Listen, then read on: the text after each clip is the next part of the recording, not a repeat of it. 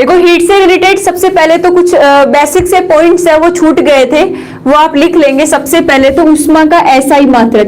देखो ये चीजें ऐसी है जो हमें याद होनी चाहिए। 2 मिनट का काम था कुलदीप जी, नहीं नंबर लेने पड़े, किसी से ओटीपी लेना पड़ा, ये सारे सिस्टम होते हैं ना, पर्सनली हम कर नहीं सकते, इसीलिए। चलो सबसे पहले हीट यानी ऊष्मा का, आप बनाते जाओ नोट, साथ साथ भी बनाते भी जाओ। हीट ऊष्मा का एसआई मात्रक। देखो इसके 2 मात्रक होते हैं, एक इसका एसआई मात्रक होगा और एक इसका सीजीएस मात्रक होगा। सीजीएस मात्रक, 2 मात्रक आपसे पूछे जाते हैं ऊष्मा के, एक एसआई मात्रक पूछा जाता है और दूसरा कौन सा पूछा जाता है, सीजीएस मात्रक पूछा जाता है। ठीक है, सबसे पहले अरे आप टेलीग्राम तो ज्वाइन कर ही लेना, मेरा कर लो अगर आपको करना है तो। मेरा 1 मिनट में बता देती हूं आपको।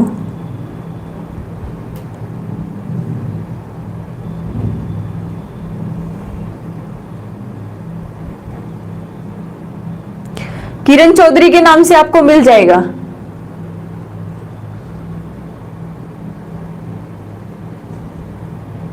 आप ऐड कर लेना। किरण चौधरी के नाम से मिलेगा, आप ऐड कर लेना, मैं देख लूंगी। ठीक है, किरण चौधरी, स्पेलिंग सही लिखना, CHOUDHARY, स्पेलिंग सही लिख लेना आप, KIRAN CHOUDHARY।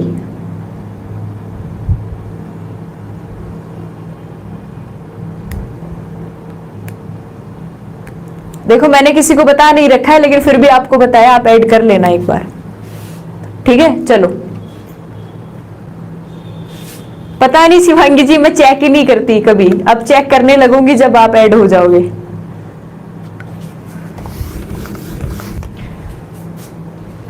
अब 2 चीजें आपसे पूछी जाती है, एक हीट का एसआई मात्रक पूछा जाता है और एक क्या पूछा जाता है, सीजीएस मात्रक पूछा जाता है।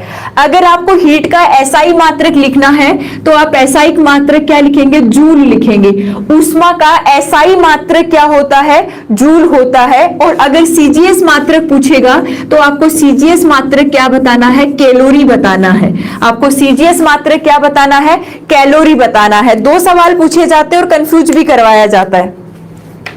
एसआई मात्रक पूछेगा तो आप क्या बताएंगे, जूल बताएंगे, लेकिन आपसे सीजीएस मात्रक पूछेगा तो आप क्या बताएंगे, कैलोरी बताएंगे। अब देखो जूल और कैलोरी का क्या रिलेशन है, आपसे सवाल पूछा जाता है तो आप नोट लगा के लिख लेना, ये बात इंपॉर्टेंट है। नोट लगा के आपको क्या लिखना है, 1 कैलोरी में कितने जूल होते हैं। आपसे सवाल पूछा जाता है 1 कैलोरी बराबर कितने जूल होते हैं, तो आपका आंसर आना चाहिए 1 कैलोरी बराबर 4.2 जूल। 1 कैलोरी बराबर कितने जूल होते हैं, 4.2 जूल। हाँ बिल्कुल रमेश योगी जी, 4.186 होता है। हम इसको क्या लिखते हैं, पूरी वैल्यू हम लिखेंगे तो 4.186 होता है, लेकिन हम इसको क्या मान लेते हैं, 4.2 मान लेते हैं। तो 1 कैलोरी में जूल कितने हो गए, 4.2, या फिर आप क्या बोल सकते हैं 4.186 जूल।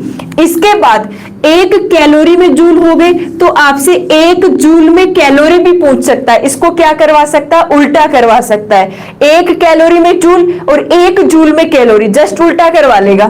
तो 1 जूल में कैलोरी आप कितनी लिख लेंगे, 0.24 कैलोरी। कितनी हो गई, 0.24 कैलोरी। ये दोनों डिजिट आपको याद रखनी है, डिजिट कंफ्यूज करवा सकती है। एक याद कर लो बस, दूसरा उसका उल्टा हो जाएगा। 1 कैलोरी में जूल कितने हो गए, 4.2 जूल हो गए। ठीक है, तो 1 जूल में कैलोरी कितनी हो गई, 0.24 कैलोरी। ये दोनों डिजिट आपको याद रखनी है, ये दोनों का क्या होता है, रिलेशन होता है कैलोरी और जूल का। क्लियर है, ये बात आपको याद रखनी है। डेटा ये छूट गया था इसीलिए बता दिया है।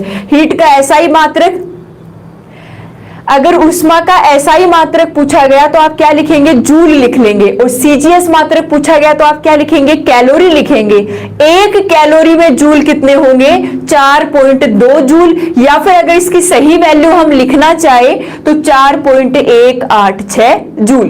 एक जूल में, जस्ट उल्टा, एक जूल में कितने कैलोरी होगी, तो आपका आंसर आना चाहिए 0.24 कैलोरी। किसमें होगी, एक जूल के अंदर होगी। ठीक है, ये डिजिट आपको याद रखनी है। अब आज आप हेडिंग लिखेंगे, अच्छी सी हेडिंग है, सवाल पूछा जाता है एक्सपेंशन। नई हेडिंग लिखेंगे एक्सपेंशन।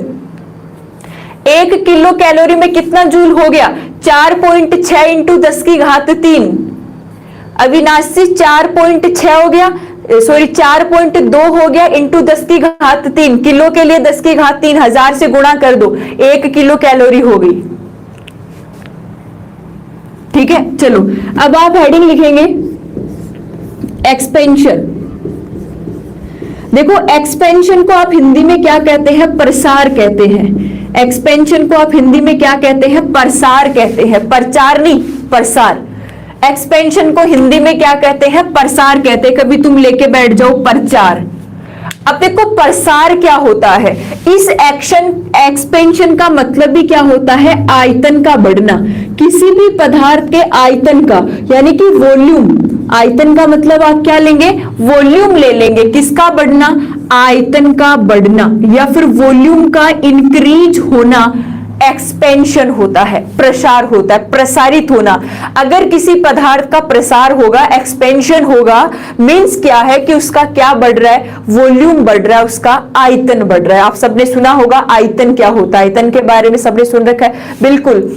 मीटर क्यूब को आप क्या कहते हैं, आयतन कहते हैं, बिल्कुल राहुल जी सही है। एक्सपेंशन, प्रसार का मतलब आयतन का बढ़ जाना, जो वॉल्यूम है उसका इंक्रीज हो जाना। अगर यहां पे हम सबसे पहले पढ़ना चाहे जल का असामान्य प्रसार, जल का असामान्य प्रसार, और इससे अच्छे सवाल पूछे जाते हैं। जल का जो एक्सपेंशन होता है वो इरेगुलर होता है। जल का जो एक्सपेंशन होता है वो इरेगुलर होता है, यानी जल का जो प्रसार होता है वो कैसा होता है, असामान्य होता है। अब इसका मतलब क्या है, देखो आप सबने पढ़ा होगा, बेसिकली हमने क्या पढ़ा है कि जैसे जैसे ताप बढ़ाया जाता है, सबने पढ़ा होगा कि जैसे जैसे ताप बढ़ाया जाता है, टेम्परेचर बढ़ाने पर पदार्थ का आयतन बढ़ता है।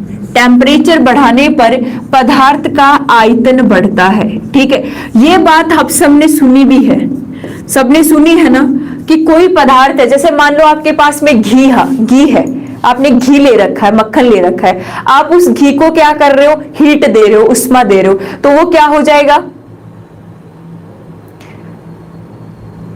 हाँ, आपकी लाइव चैट हो रही है, बिल्कुल हो रही है। अंजन कुमार जी, आपकी लाइव चैट हो रही है। ठीक है, यानी कि अगर किसी वस्तु का टेम्परेचर आप बढ़ाते हो, किसी पदार्थ का टेम्परेचर आप बढ़ाते हो, तो उसका जो वॉल्यूम होता है, उसका जो आयतन होता है वो क्या होगा, बढ़ेगा। जैसे आप जो घी होता है, उस घी को आप गर्म कर रहे हैं, तो क्या होगा, घी पहले जमा हुआ था तो उसका आयतन क्या था, कम था, लेकिन जैसे ही आपने उसको हीट दी तो वो गर्म हो गया, तो उसका आयतन क्या होने लग गया, बढ़ने लग गया। और फिर से आपने उसको फ्रिज में रख दिया तो फिर से क्या हो गया, वो जम गया, फिर से उसका आयतन क्या हो गया, कम हो गया। यानी अगर किसी पदार्थ को हम हीट देते हैं, उष्मा देते हैं या टेम्परेचर देते हैं, तो उसका वॉल्यूम होता है, उसका आयतन क्या होता है, बढ़ता जाता है। लेकिन अगर मैं जल की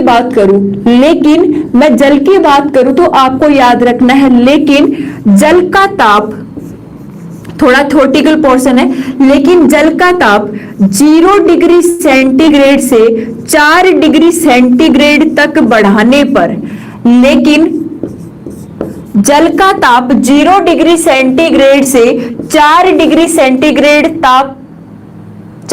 सेंटीग्रेड तक बढ़ाने पर आयतन घटता है, आयतन घटता है, बढ़ता नहीं है। आयतन क्या होना चाहिए था, बढ़ना चाहिए था, आयतन बढ़ना चाहिए था। लेकिन अगर हम 0 डिग्री सेंटीग्रेड से 4 डिग्री सेंटीग्रेड तक ताप को बढ़ाते हैं तो जल का आयतन क्या होगा, घटेगा। बढ़ने के बजाय जल का आयतन क्या होगा, घटेगा। इसी कारण आपको यहां क्या लिखना है, इसी कारण 4 डिग्री सेंटीग्रेड ताप पर जल का घनत्व डेंसिटी जल का घनत्व डेंसिटी क्या होती है, सर्वाधिक होती है। जल का घनत्व क्या होगा, सबसे ज्यादा होगा। यह बात बहुत बार पूछी जाती है कि जल का घनत्व किस ताप पर, यानी कि डेंसिटी ऑफ वाटर, जल की जो डेंसिटी है, जल का जो घनत्व है वो किस ताप पर सर्वाधिक होगा। आपका आंसर आना चाहिए 4 डिग्री सेंटीग्रेड ताप पर जल का घनत्व क्या होगा, सर्वाधिक होगा। क्यों होगा, कारण है क्योंकि 0 डिग्री सेंटीग्रेड से 4 डिग्री सेंटीग्रेड ऐसी फाइनल वैल्यू है जहां तक अगर आप टेम्परेचर को बढ़ाते हो, अगर आप उसको हीट देते हो तो जल के आयतन में बढ़ोतरी ना होके जल का आयतन क्या होगा, घटेगा। तो ये बात आप नोट लगा के ऐड कर लेना। इसीलिए इसको क्या बोला जाता है, जल का असामान्य, एबनॉर्मल होता है, नॉर्मल नहीं होता। कैसे होता है, एबनॉर्मल होता है, असामान्य होता है। इसीलिए इसको जल का असामान्य प्रसार कहा जाता है, क्योंकि 0 डिग्री सेंटीग्रेड से 4 डिग्री सेंटीग्रेड के बीच ऐसी परिस्थितियां बनती है, ऐसी सिचुएशंस आती है जहां टेम्परेचर बढ़ाने पर इसका आयतन क्या होगा, घटेगा, आयतन बढ़ेगा नहीं। इसी कारण 4 डिग्री सेंटीग्रेड ताप पर वाटर या फिर जल का डेंसिटी या फिर घनत्व क्या होता है, सर्वाधिक होता है। कितने पे होगा, 4 डिग्री सेंटीग्रेड ताप पर होगा। जैसे कुछ अन्य एग्जाम्पल देती हूं, कुछ अन्य 4 एग्जाम्पल, कुछ आपको एग्जाम्पल मैं आपको देती हूं। जैसे आपने देखा होगा सर्दी के समय, ठंड के समय बहुत ज्यादा सर्दी हो रही है, तो ठंड के समय, सर्दी के समय सर्दी ज्यादा है, टेम्परेचर कम है, तो सर्दी के समय क्या होगा, सर्दी के समय पाइप फट जाते हैं, पानी के पाइप है वो क्या हो जाते हैं, फट जाते हैं। नोटिस किया होगा ना, अरे पानी के पाइप क्या, आप सबने कांच के ग्लास भी देखे होंगे कि जब ठंड बहुत ज्यादा होती है तो हमारे कांच के जो बर्तन होते हैं, कांच के जो ग्लास होते हैं वो भी फट जाते हैं, वो भी क्या हो जाते हैं, फट जाते हैं। ठीक है, यानी कि हम क्या देखते हैं कि जो कांच का ग्लास है, रात से वो पड़ा था तो ठंड बहुत ज्यादा थी, ठीक है, लेकिन आपने क्या किया, चाय बनाई और एकदम से उसमें चाय डाल दी तो वो तुरंत क्या हो जाता है, फट जाता है या फिर जल्दी टूट जाता है। तो सर्दी के समय पानी के पाइप क्या हो जाते हैं, फट जाते हैं, या फिर कांच के बर्तन क्या होते हैं, टूट जाते हैं। क्योंकि टेम्परेचर क्या होता है, कम होता है, और टेम्परेचर जब कम होता है तो बर्फ का आयतन बढ़ता है, तो बर्फ का आयतन बढ़ता है, तो बर्फ का आयतन क्या होता है, बढ़ता है। ये बात आपको याद रखनी है, ठीक है। यानी होगा क्या, सर्दियों में जैसे पानी के पाइप है, उनमें पानी रखा हुआ है और पानी किस में बदल गया, बर्फ में बदल गया, और हमें ये बात पता है कि जब पानी बर्फ में बदल जाता है तो उसका आयतन क्या हो जाता है, बढ़ जाता है, उसका क्या हो जाता है, प्रसार हो जाता है। तो जब आयतन बढ़ गया तो पाइप पे क्या लगेगा, प्रेशर लगेगा, और एकदम से पाइप क्या हो जाएगा, फट जाएगा। सेम ऐसी ही सिचुएशन होती है कांच के बर्तनों के अंदर। क्या होगा, कई कांच ऐसे होते हैं जो हमारे बर्तन बने होते हैं, जिस कांच से, वो कांच भी क्या हो सकता है, प्रसारित हो सकता है, उसके आयतन में भी क्या हो सकता है, परिवर्तन हो सकता है। तो जब कांच प्रसारित होता है, आयतन बढ़ जाता है, तो ऑटोमेटिक कांच क्या हो सकता है, टूट सकता है, जल्दी टूट जाते हैं कांच के बर्तन। किस समय, जाड़े के समय या फिर सर्दी के समय। तो ये एग्जाम्पल, ये देखो आपने नोटिस किया होगा घर पे आप सबने नोटिस किया होगा कि नोटिस क्या किया होगा कि सर्दी के समय की जो पाइप होते हैं, वो पाइप, राहुल जी वॉल्यूम कम होता है, बट यहां हम बात कर रहे हैं इस टेम्परेचर की, इस टेम्परेचर पे वॉल्यूम क्या हो रहा है, घट रहा है। लेकिन अगर पानी किस में बदल गया, बर्फ में बदल गया, पानी पे टेम्परेचर और कम हो गया, पानी किस में बदल गया, बर्फ में बदल गया, तो उस टाइम पे बर्फ क्या होती है, प्रसारित होती है, तो उसका आयतन बढ़ जाता है। ये बात आप कहीं भी देख लेना, बुक्स में भी हर जगह लिखी हुई है, बार बार ये हर बात बताई भी जाती है कि जब किसी स्पेसिफिक सेप के अंदर आपने पानी को रखा है और फिर वो बर्फ में बदल गया, आइस में बदल गया, तो आइस प्रसारित होगी, और प्रसारित जैसे ही होगी, इसका एक्सपेंशन होगा, तो ये बर्तन क्या हो जाएंगे, टूट जाएंगे, या फिर ये जो पाइप है वो भी क्या हो जाएगा, फट जाएगा। ठीक है, इसके बाद देखो, आपने एक बात और नोटिस करी होगी, ये तो लिख लिया ना आपने एक बात नोटिस की होगी कि अगर तालाब या फिर समुद्र जम जाते हैं, भाई बहुत ठंड होती है कई इलाकों में,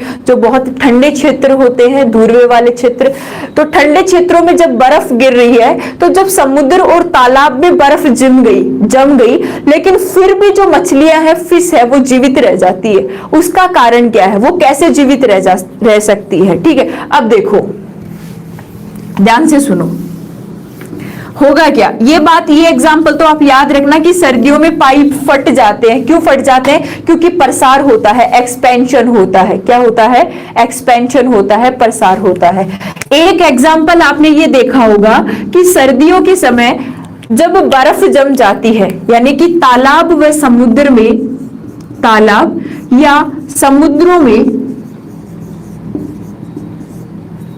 समुद्रों के जमने पर मछलियां जीवित रह जाती है, मछलियां जीवित रहती है क्योंकि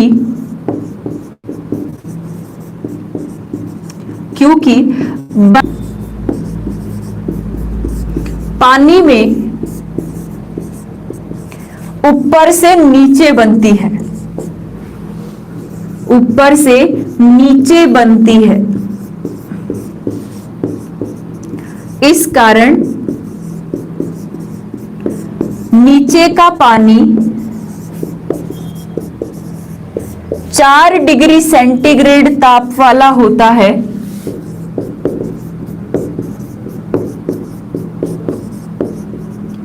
तथा मछलियां जीवित रह जाती है।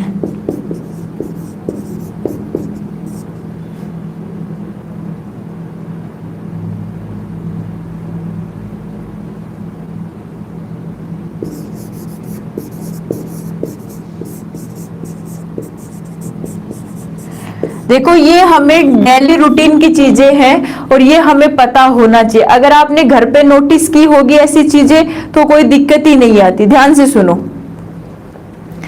बात क्या है, मैंने आपसे क्या पूछा, मैंने आपसे पूछा कि अगर कोई समुद्र, तालाब, नदियां जम गई, बर्फ, बिल्कुल बर्फ जम गई, लेकिन फिर भी उनमें मछलियां जीवित क्यों हो रही है? आप आंसर क्या देंगे? क्योंकि अरे आपने घर पे नोटिस नहीं किया होगा, फ्रिज में जब आपने बर्फ जमाई है और मान लो कि बर्फ जमने में 3-4 घंटे लगते हैं और आप उसको आधे घंटे बाद निकाल रहे हो, तो आपने देखा होगा कि ऊपर ऊपर तो बर्फ जम जाती है और नीचे क्या होता है? पानी होता है। नोटिस किया होगा, ये बात सबने नोटिस की होगी कि जब हम बर्फ जमाते हैं तो ऊपर ऊपर तो बर्फ जमी होती है और नीचे क्या रह जाता है? पानी रह जाता है। तो सेम वही सिचुएशन होती है, सेम वही क्या होती है? वही सिचुएशन होती है। और होगा क्या कि तालाब और समुद्र जब जम जाते हैं तो जमने पर मछलियां जीवित रह जाती है। क्यों? क्योंकि बर्फ हमेशा ऊपर से नीचे की ओर जमती है। बिल्कुल योगी जी, बर्फ हमेशा ऊपर से नीचे की ओर जमती है, इस कारण पानी के नीचे का ताप 4 डिग्री सेंटीग्रेड तक रहता है और इस ताप पर मछलियां आसानी से क्या रह सकती है? जीवित रह सकती है। ये सारे किसके उदाहरण होते हैं? जल के असामान्य प्रसार के, एक्सपेंशन ऑफ वाटर, जल के असामान्य प्रसार के। चलो ले लो स्क्रीनशॉट, जो भी लेना है आपको, जल्दी लो। ये बात समझ में आ गई क्या? मुझे जल्दी बताओ। ये सवाल पूछा जाता है कि समुद्र और तालाब के जमने पर भी मछलियां जीवित क्यों रह जाती है? क्या कारण है? ठंड में पाइप क्यों फट जाते हैं?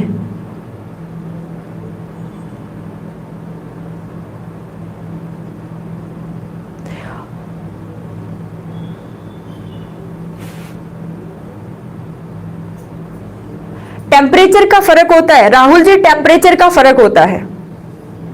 टेम्परेचर का फर्क होता है, टेम्परेचर का फर्क होता है, इसीलिए ऐसी सिचुएशन आती है। वो तो किसी भी ग्लास में डाल दो, आप स्टील में डाल दो, कांच में डाल दो, कांच में भी आपने नोटिस किया होगा, हम फ्रिज में बोतल रखते हैं तो बोतल के बाहर भी पानी की छोटी छोटी बूंदें हमें दिखाई देती है, वो टेम्परेचर का फर्क होता है। और ठंडे करने की प्रोसेस ही यही होती है।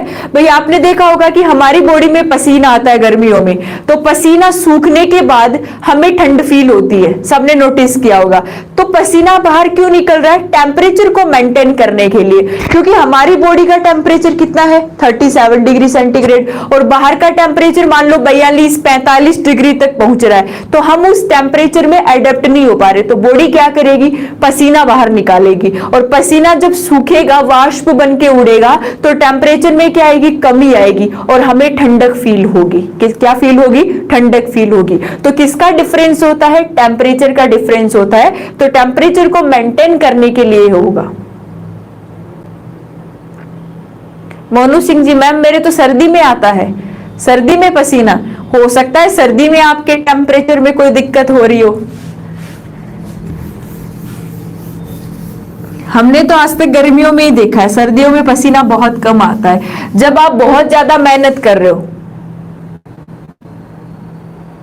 बिल्कुल कुलदीप जी, बिल्कुल, क्योंकि नीचे से कण उष्मा लेकर ऊपर चले जाते हैं, और ऊपर वाले कण कहाँ आते हैं? नीचे, जो कैसे होते हैं? ठंडे होते हैं, फिर उष्मा लेकर हल्के होकर कहाँ चले जाते हैं? ऊपर चले जाते हैं। भाई आपने ये भी तो नोटिस किया होगा, मान लो आप रोड से पानी गर्म किया आपने, तो आपने देखा होगा जब आप नहा रहे हो तो ऊपर तो गरम गरम पानी आया, आहा ठंड में क्या मजा आ रहा है गर्म पानी से, लेकिन जैसे ही 2-1 जग डाले उसके बाद ठंडा पानी आया, फिर बाद में हालत खराब। तो यही रीजन होता है, ऊपर वाला पानी पहले गर्म होता है और नीचे वाला पानी बाद में गर्म होता है, जबकि हो सकता है आप हीट उसको नीचे से दे रहे हो।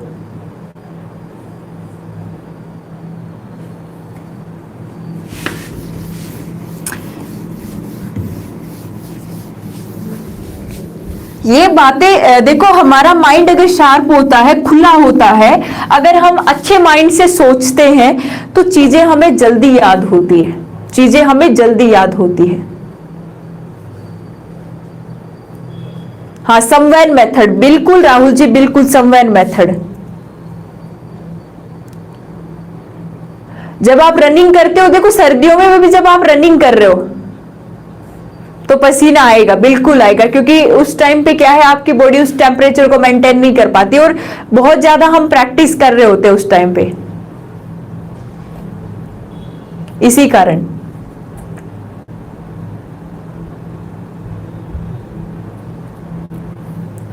हाँ, तो मोनू सिंह जी, रनिंग में तो आ सकता है, लेकिन ऐसे थोड़ी है कि आप रजाई ओढ़ के सो रहे हो और अंदर पसीने आ रहे हैं सर्दियों में, ऐसा थोड़ी होता है, फिर रजाई ओढ़ने की जरूरत कहाँ है।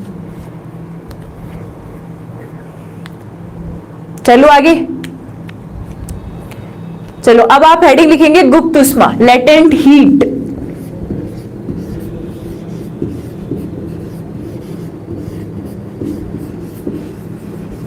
लेटेंट हीट, गुप्त उष्मा।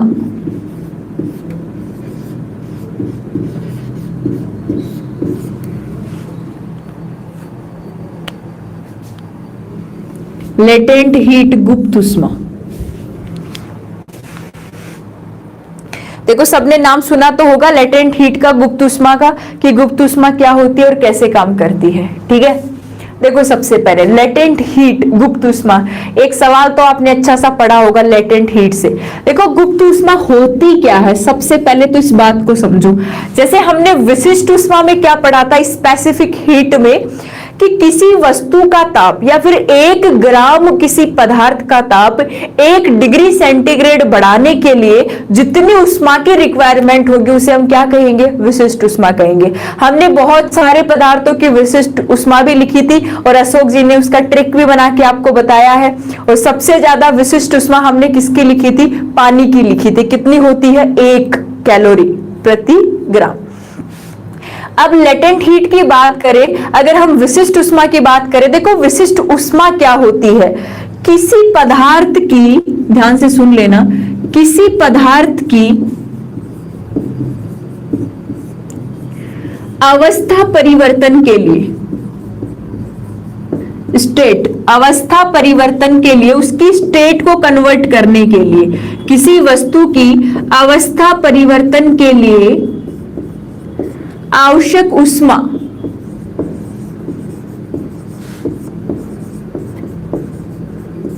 गुप्त ऊष्मा कहलाती है।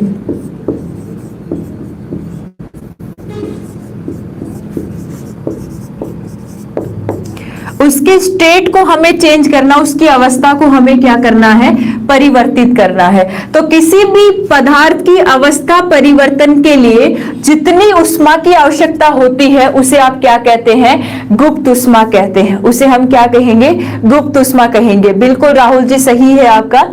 देखो, अवस्था परिवर्तन का मतलब क्या है, जैसे आपको जल को किसमें कन्वर्ट करना है, बर्फ में कन्वर्ट करना है। जल से क्या बनाना है, बर्फ बनानी है। तो जल से बर्फ बन गई, हमने जल की अवस्था को ही परिवर्तित कर दिया, जल से क्या बन गई, बर्फ बना ली। जैसे हमें वापस बर्फ से क्या बनाना है, जल बनाना है, ठीक है। जैसे हमें जल से क्या बनाना है, वाष्प बनानी है, ठीक है। तो हम क्या कर रहे हैं, अवस्था का परिवर्तन कर रहे हैं, हम इनकी स्टेट को चेंज कर रहे हैं। तो जल से बर्फ बनाने के लिए जितनी ऊष्मा की जरूरत होगी उसे उसकी क्या कहेंगे, हम गुप्त ऊष्मा कहेंगे, लेटेंट एनर्जी कहा जाएगा। उसे ही हम क्या कहेंगे, गुप्त ऊष्मा या फिर लेटेंट एनर्जी कहा जाएगा। याद रखना, गुप्त ऊष्मा, देखो डेफिनेशन तो समझ में आ गई होगी। किसी पदार्थ की अवस्था परिवर्तन के लिए आवश्यक ऊष्मा को आप क्या कहते हैं, गुप्त ऊष्मा कहते हैं। जैसे जल को किसमें कन्वर्ट करना है, बर्फ में कन्वर्ट करना है। बर्फ को किसमें बदलना है, जल में। जल को किसमें बदलना है, वाष्पन में, ठीक है, वाष्प बदलना है। देखो, जल को, जब बर्फ को जल में बदला जा रहा है, ठीक है, बर्फ को किसमें बदला जा रहा है, जल में, तो इसे आप क्या कहेंगे कि इसको क्या कह दिया, गलनांक कह दिया। ये क्या हो गया है, इसको आप कहेंगे गलन की गुप्त ऊष्मा, गलन की गुप्त ऊष्मा। समझ में आ गया, इसे आप कहेंगे गलन की गुप्त ऊष्मा। कि गलन की गुप्त ऊष्मा हमें कितनी चाहिए, अगर हमें बर्फ को जल में बदलना है तो बर्फ गल गई, मेल्ट हो गई, बर्फ क्या हो गई, मेल्ट हो गई, गल गई, तो किसका निर्माण हो गया, जल का निर्माण हो गया। तो गलन की गुप्त ऊष्मा कितनी होगी, आपको आंसर याद रखना है 80 कैलोरी। आपको क्या याद रखना है, 80 कैलोरी प्रति ग्राम, 80 कैलोरी प्रति ग्राम। यह वैल्यू फिक्स होती है। सवाल पूछा जाता है गलन की गुप्त ऊष्मा, सवाल पूछा जाता है कि गलन की गुप्त ऊष्मा कितनी होती है, आपका आंसर आएगा 80 कैलोरी प्रति ग्राम। ये क्या होगी, गलन की गुप्त ऊष्मा। अब देखो, जल किस में कन्वर्ट हो रहा है, वाष्प में कन्वर्ट हो रहा है, ठीक है। जल किस में कन्वर्ट हो रहा है, वाष्प में कन्वर्ट हो रहा है। तो आपसे पूछी जाती है वाष्पन की गुप्त ऊष्मा। इसे आप क्या कहेंगे, वाष्पन की गुप्त ऊष्मा, वाष्पन की गुप्त ऊष्मा। और वाष्पन के लिए हमें कितनी गुप्त ऊष्मा उसको देनी पड़ेगी, तो वाष्पन की गुप्त ऊष्मा का मान कितना होता है, 580 कैलोरी प्रति ग्राम, 580 कैलोरी प्रति ग्राम। ये दोनों डिजिट आपको याद रखनी है। सॉरी 536 सही है रागिनी जी आपका, 536 कैलोरी प्रति ग्राम। 80 से 80 याद रखिए, 536 कैलोरी प्रति ग्राम।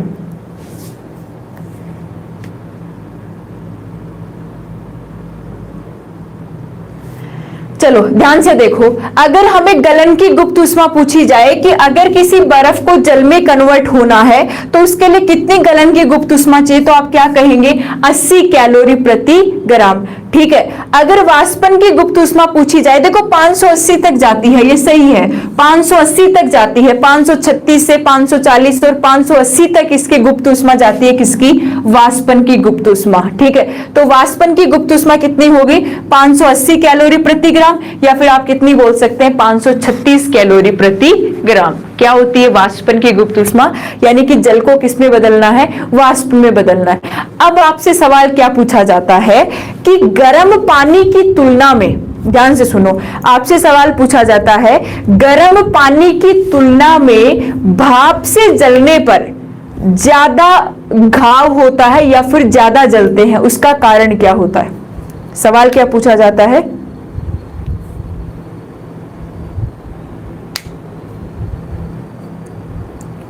वाष्प तो वाटर को क्या बोलते हैं,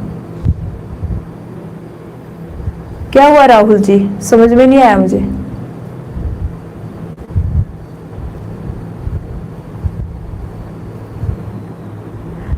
अच्छा, पानी का वापस वाष्प में बदलना संघनन, संघनन बोलते हैं, संघनन बोलते हैं राहुल जी, संघनन। ठीक है, बिल्कुल कुलदीप जी सही आंसर है।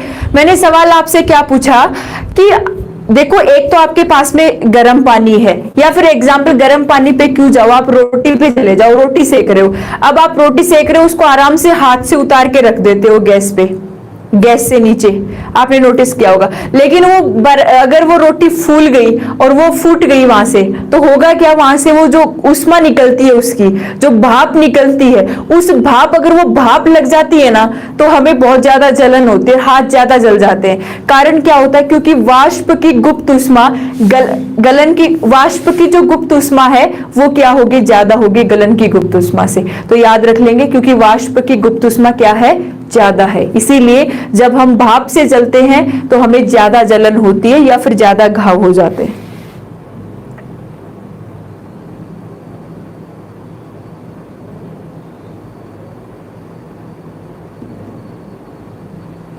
इतनी बात क्लियर है? चलो ये बताओ, ये बात समझ में आई कि गुप्त उष्मा किसे कहेंगे? बस इतना याद रखना है कि किसी पदार्थ की अवस्था परिवर्तन के लिए जितनी उष्मा चाहिए उसे हम क्या कहेंगे, गुप्त उष्मा, लेटेंट एनर्जी कहा जाएगा।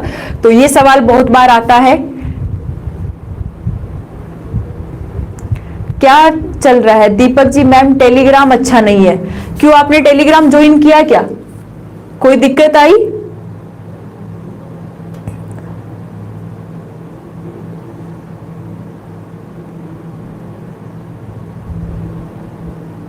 अभी तक तो किसी ने किया नहीं है, क्या दिक्कत आ गई?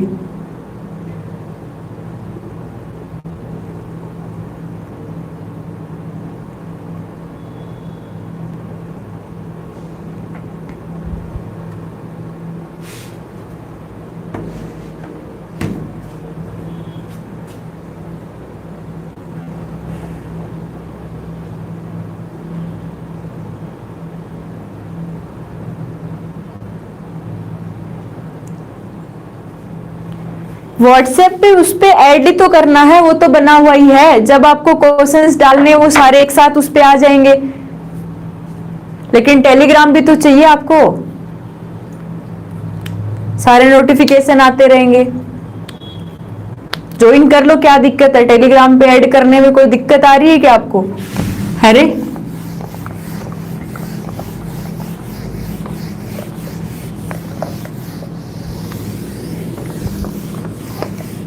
श्रीराम वाला टेलीग्राम आपने अगर ऐड कर रखा है तो उसमें मेरा मिल जाएगा, कोई दिक्कत नहीं आएगी। श्रीराम का टेलीग्राम भी आप ऐड कर लो, क्योंकि उस पर क्विज वगैरह आते रहते, क्वेश्चंस आते रहते। बिल्कुल अशोक जी, बिल्कुल ऐड है राहुल जी, तो फिर उसमें मिल जाएगा मेरे वाला भी। श्रीराम वाला जरूर ऐड कर लेना, श्री राम का जो टेलीग्राम है उसको जरूर ऐड कर लेना, क्योंकि क्विज क्वेश्चंस उस पे आते रहते हैं।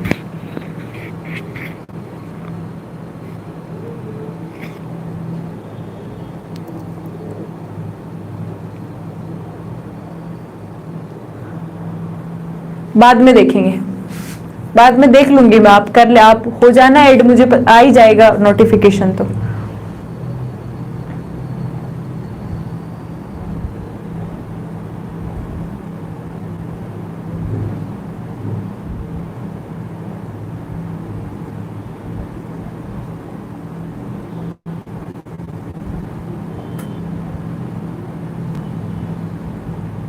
क्या बोल रहे हो बलबीर सिंह जी? मैम सबसे बेस्ट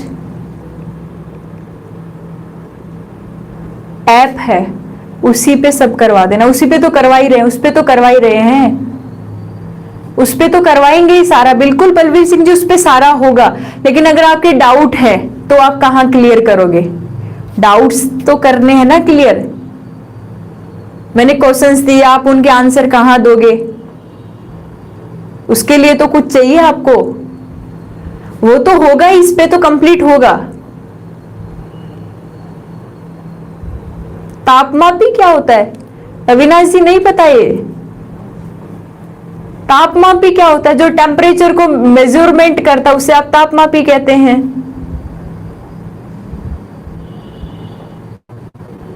ऐसा हो ही नहीं सकता।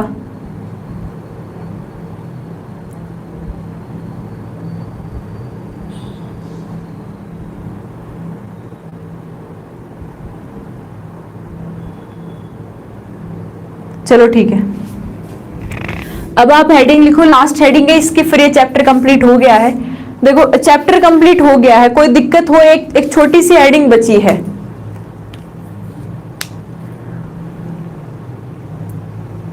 और आज मैं टेलीग्राम पे मेरे वाले पे डाल दूंगी नोट्स, मतलब अलग से, जो थोड़े लेवल वाले होंगे वो आप देख लेना। अभी टाइम है, अभी करवा देंगे आराम से, लास्ट टॉपिक बचा है।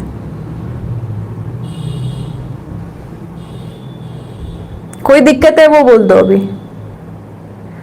परवीन सिंह जी की प्रॉब्लम सही नहीं हुई क्या अभी तक? वो आज आए भी नहीं। सुनील आप तो हो क्या?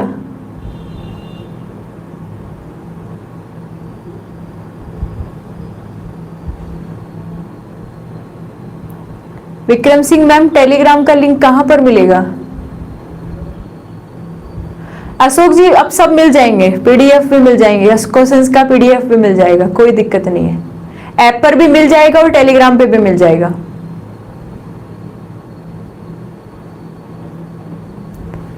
अच्छा दीपक जी, आपको ही नहीं मिल रहा या फिर सभी को नहीं मिल रहा? श्री राम वाला टेलीग्राम है सबके पास? श्री राम का टेलीग्राम सबके पास है? उसको जरूर जरूर ऐड कर लेना।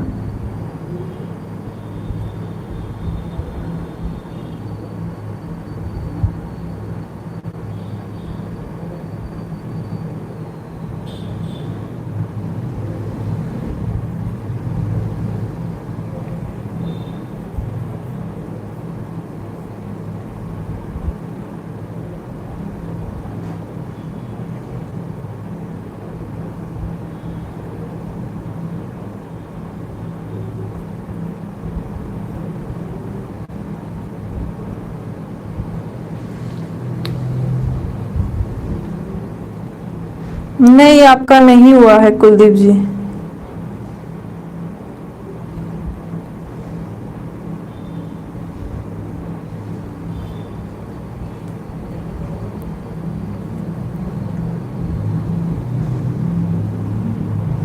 आपको ऐसे मिला होगा।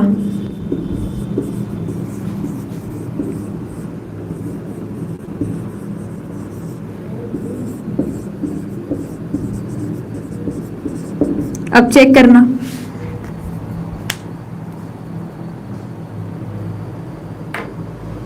एट 8690292754 जिस पे दिखा रहा है।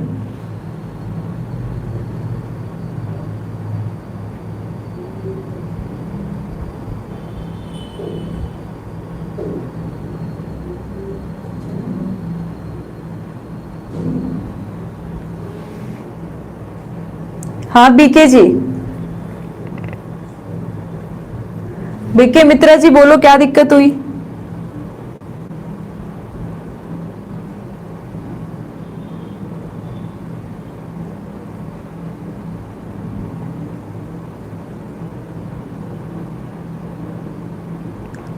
मैं सर्च करती हूँ आपको। दीपक जी, आप दीपक के नाम से ही है ना?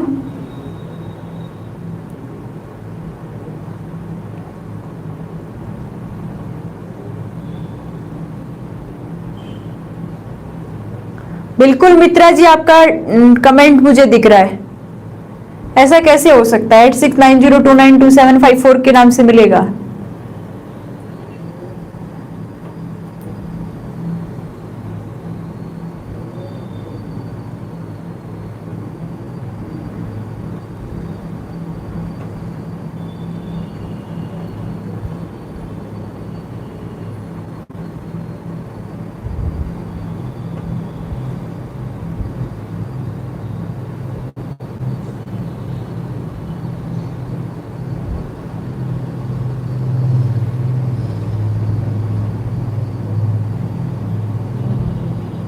बिल्कुल बता रहे अविनाश जी, रुक जाओ, एक बार रुक जाओ। हाँ विक्रम सिंह जी बोलो बोलो बोलो, व्हाट हैपन?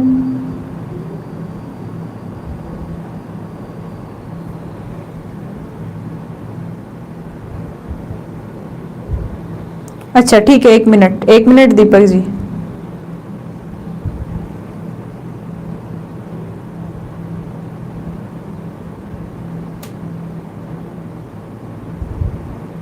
दीपक कुमार मीना,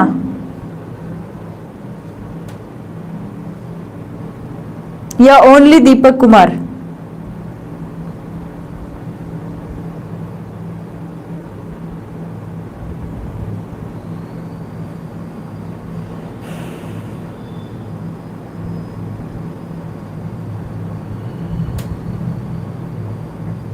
जी नहीं, डीपी नहीं है। चलो ठीक है, छोड़ो, बाद में देखते हैं इसको।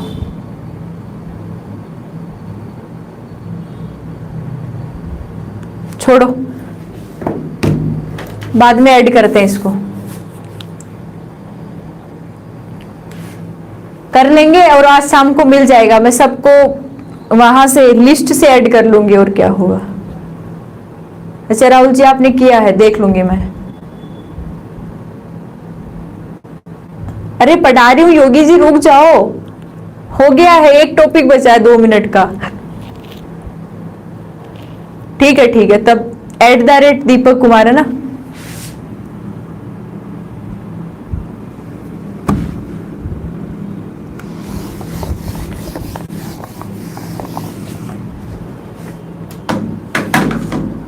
चलो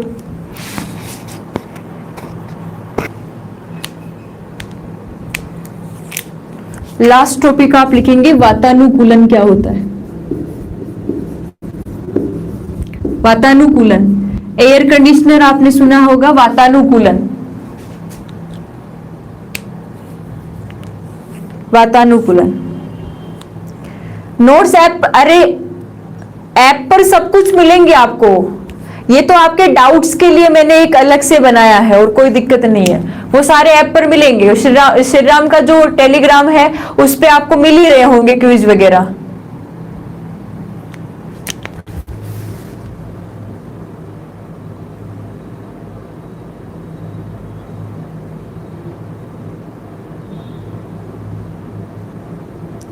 हाँ आप लोग आ चुके हैं, राहुल जी आपका हो गया है, मनोज जी का भी हो गया है, राजस्थानी नाम से अनीता जी, इनका भी आ गया है। हाँ राहुल जी, मनोज जी, आप सबका हो गया है। कुलदीप जी नहीं हुआ है आपका। चलो, वातानुकूलन क्या होता है? देखो आप सबको पता है कि जो बाह्य परिस्थितियां होती है,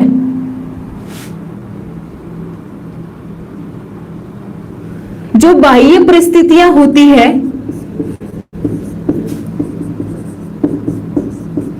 इन बाह्य परिस्थितियों को कृत्रिम रूप से निर्धारित करना, कृत्रिम रूप से निर्धारित करना क्या कहलाता है? वातानुकूलन कहलाता है। कृत्रिम रूप से निर्धारित करना क्या कहलाता है? वातानुकूलन कहलाता है। ठीक है, ध्यान से सुनो।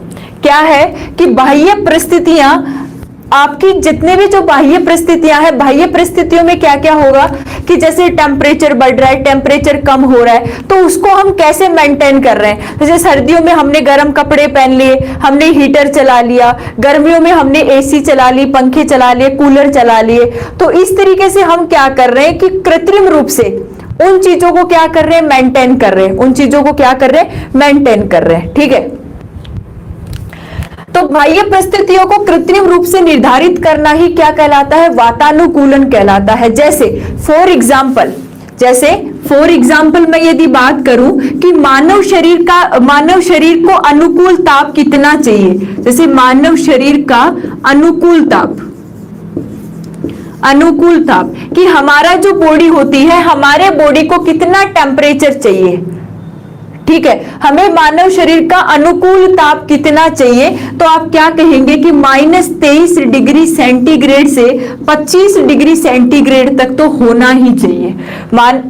अरे मानव शरीर का ताप तो 37 डिग्री सेंटीग्रेड होता है, लेकिन हम कहां तक एडेप्ट कर सकते हैं, कहां तक हम कृत्रिम रूप से निर्धारित कर सकते हैं अपने टेम्परेचर को, तो वो हो गया -23 डिग्री सेंटीग्रेड से 25 डिग्री सेंटीग्रेड। ये आपको याद रखना है, ठीक है, कि हम कृत्रिम रूप से कैसे अपने आप को अनुकूलित कर सकते हैं, एडेप्ट कर सकते हैं वातानुकूलन करके। तो आप क्या कहेंगे, -23 डिग्री सेंटीग्रेड से 25 डिग्री सेंटीग्रेड। ठीक है, इतनी बात समझ में आई। ठीक है, अब इसके बाद ये आपसे क्या पूछ लिया गया, ये टेम्परेचर पूछ लिया गया कि इसके अलावा जैसे हमें ह्यूमिडिटी, आर्द्रता कितनी चाहिए, कि हमारी बॉडी किस आर्द्रता तक क्या कर सकती है, एडेप्ट कर सकती है, अनुकूलित हो सकती है। तो आप क्या कहेंगे, लगभग 60% से 65%।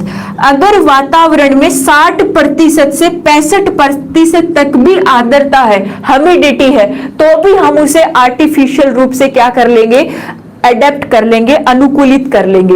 तो मानव शरीर को आप कैसे उसको एडेप्ट करते हैं, कैसे अनुकूलित करते हैं, उसके लिए क्या होगा, जैसे टेम्परेचर होगा तो आप क्या कहेंगे, -23 डिग्री सेंटीग्रेड से 25 डिग्री सेंटीग्रेड, और आर्द्रता ह्यूमिडिटी पूछेगा तो 60% से 65%। ठीक है,